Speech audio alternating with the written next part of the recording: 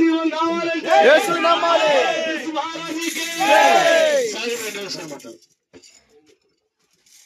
ప్రభునందు ప్రియమైనటువంటి గ్రామస్తులారా, మీ అందరికీ ప్రభువును ప్రియ రక్షకుడైన యేసుక్రీస్తు నామములో వందనాలు తెలియజేస్తున్నాము.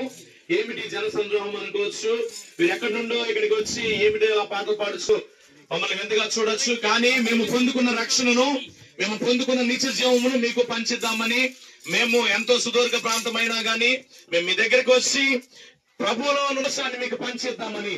ఈ లోకంలో మనము అనేకమైన బాధలు శ్రమలను మనం మోస్తున్నాము. అలాంటి వారికి యేసుక్రీస్తు ప్రభువు ఈ లోకంలోకి వచ్చి విడుదల కలిగించడానికి ఆయన ఈ లోకంలోకి వచ్చాడు. మీరు కూడా ఇటువంటి సంతోషము, మీకు కూడా ఉన్నటువంటి బాధలు ఇబ్బందులు తొలగిపోవాలంటే యేసుక్రీస్తు ప్రభువుని నమ్ముకుంటే ఆయన అంటున్నాడు, నేనే మార్గము, నేనే సత్యము, నేనే జీవం అని చెప్తున్నారు.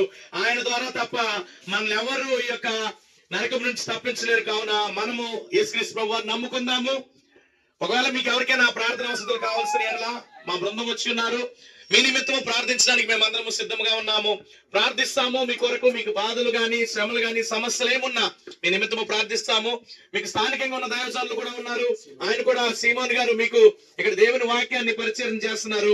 ఆయన కూడా మీ గురించి నిత్యము ప్రార్థిస్తారు. దేవుడి మాటలు మన వినికిడిలో దీవించును గాక. ప్రార్థన చేస్తాం.